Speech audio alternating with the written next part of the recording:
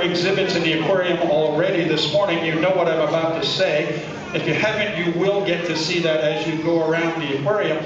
But this looks very different than most of our other exhibits because there are some things missing from the open sea exhibit. And those things are the rocks and the sand and the seaweed.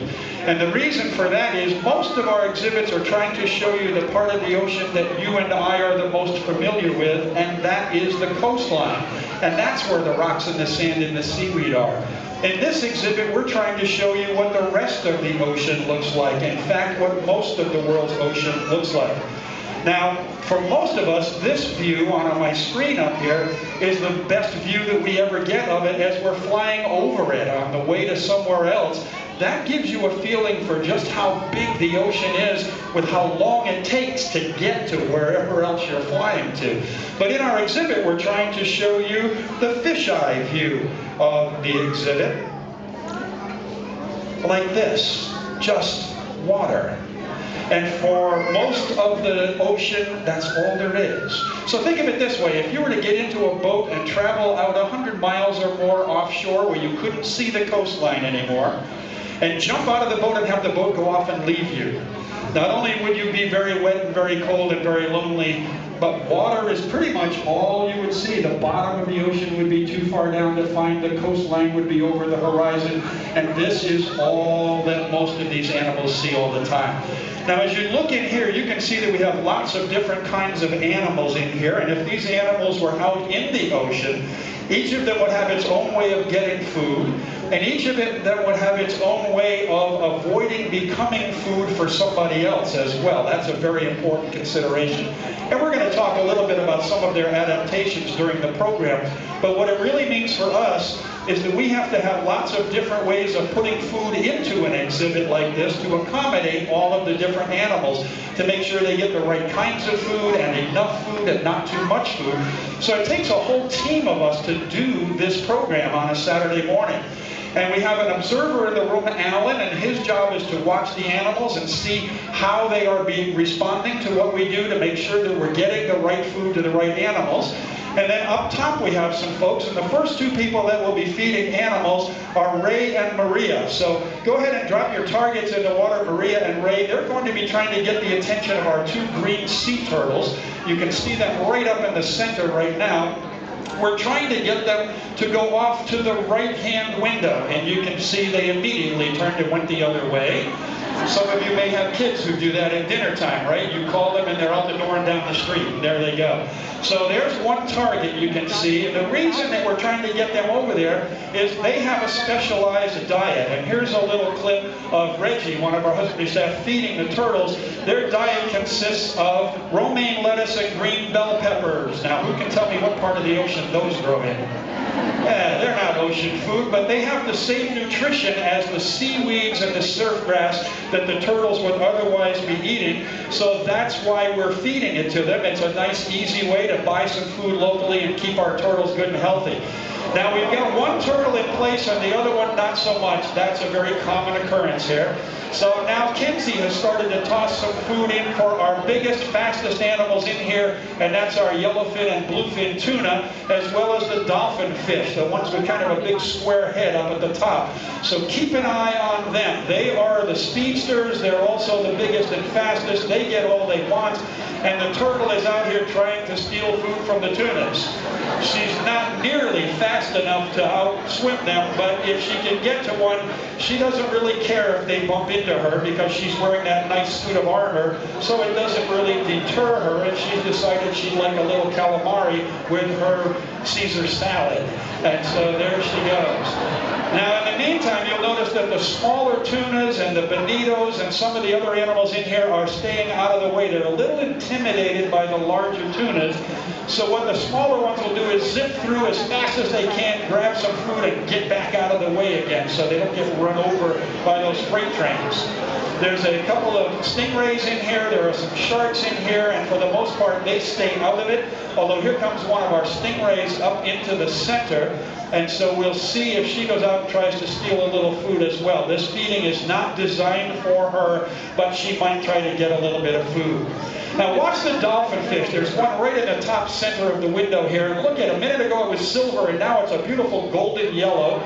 You'll also sometimes see it turn a bright blue. And there is a turtle target. We're trying to get that turtle over for her salad, and she is just totally ignoring, well, I don't know if that's Maria or Ray, but totally ignoring the aquarist up there. And she's going to eat what she wants to eat. This is one of the challenges of having an exhibit with multiple species in here, is getting them to do what we want. We have to adapt our behavior to whatever they want and still try to get them to eat the things they want. So eventually we'll be sure she gets some salad in there. This is just, you know who's in charge. We are not in charge here. The animals are definitely in charge. But I want to go back to the dolphin fish. Now there's a nice silver one up at the top, but again, if you watch them, they'll change colors to the beautiful sky blue and that golden yellow. And that's not our lights doing that. They have special cells in their skin that allow them to change colors. And that golden yellow color gives them the name that Mexican fishermen have used for generations, and that is dorado, the golden fish. Some of you remember from your history class the fabled city El Dorado, the city of gold. Well, this is El Dorado, the fish of gold. So they have many names in different countries. Now these are our sardines, and again, we're not trying to feed them yet, although Kenzie is going to try to feed them in a few minutes. But they know there's food in the water, so they've come up to see if they can pick up any scraps. What they will do is feed on the pieces that flake off as the bigger fish are eating. There are crumbs in the water, so they're the vacuum cleaners. But it's dangerous up here when you're a sardine, because you're so small you fit in everybody else's mouth, and you'd probably rather not. So there's this pull of maybe I could get some food, but maybe I could become some food. And so they're going to probably spend most of the time down low until their food is in the water, where they can be better guaranteed that they will actually get something up top. Now, the dolphin fish, some of you have probably eaten dolphin fish or dorado and not even realized it, because most restaurants don't use the name dolphin fish in particular when they're serving it. Most restaurants are afraid that if they do that, you're going to get confused and think they're serving you dolphin, which isn't a fish at all. It's a type of mammal, and they know that that's not what most people want on their menu. So most restaurants use the Hawaiian name for dolphin fish, which is mahi-mahi. Oh, listen to you all now. Yeah, some of you are looking in there a little differently now, aren't you? You're trying to picture those dolphin fish on a bed of rice with some green beans on the side, a little melted butter on the top. Yeah, I know. It's okay. You know, it's okay to think about and talk about eating fish here at the Monterey Bay Aquarium. We do that all the time. And I like to eat fish as well. So I'm not going to stand up here and tell you to stop eating fish just to try to save the ocean. What I'm going to ask you to do is the same thing that I do, and that is to pay attention to what kinds of fish you buy, because there are a lot of seafoods that are provided to you in a very sustainable way, and there are a lot of others that are provided to you in ways that are not so sustainable and that are fishing out populations of fish, where we can actually watch the populations of fish disappear because we're overfishing them. In the case of my video clip here, it's the tuna populations that we're showing, but the same thing happens to many other types of fish.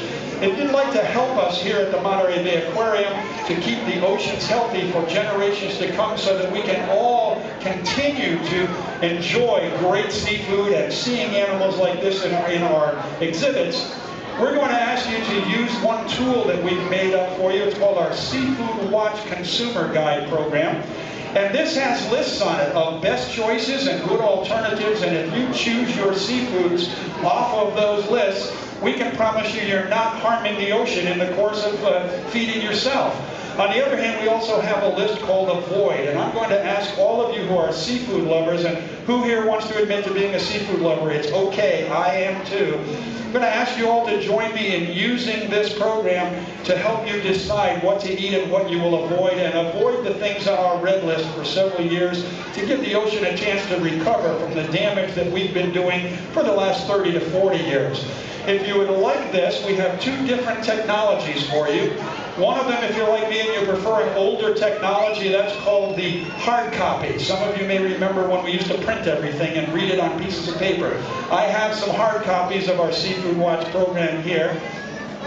But if you would like a more modern technology, here's what I've got for you, and that is an app that you can download onto your iPhone or your Android that's called Seafood Watch. And that app will not only keep you updated on what to eat and what to avoid to keep the oceans healthy, it will even tell you where nearby you can find sustainably provided seafood. So I hope that you'll use one or the other of those technologies to help us to keep the oceans healthy for generations to come. Now you can see that Kenzie has stopped throwing the food in here for the tunas, and instead what she's doing is moving over to the top of the window. She's throwing food in here for the sardines. That's what's got them so excited, and this is where they start to get disorganized when they are getting their own food, and it's when they're more likely to become food for the larger fish, but we just fed the larger fish. So the large fish are just not motivated to try very hard. They're all nice and happy and relaxed. Think of yourself right after Thanksgiving dinner, where you just know there's more food out there, but it's not worth going out to get it. But a couple hours later, when you've had a chance to digest that, you might be willing to try a little harder, and by then the sardines will all be fed and back down to the bottom. Now what I'm going to do is turn the microphone off and just let you watch the rest of this, and eventually the sardines will make their curtain call and go back down to the bottom. Things will go back to the way they were a few minutes ago. I'll stick around to answer questions and hand out the hard copy Seafood Watch guides. I want to thank you so much for joining us here at the Monterey Aquarium. Have a great rest of the day. Bye-bye.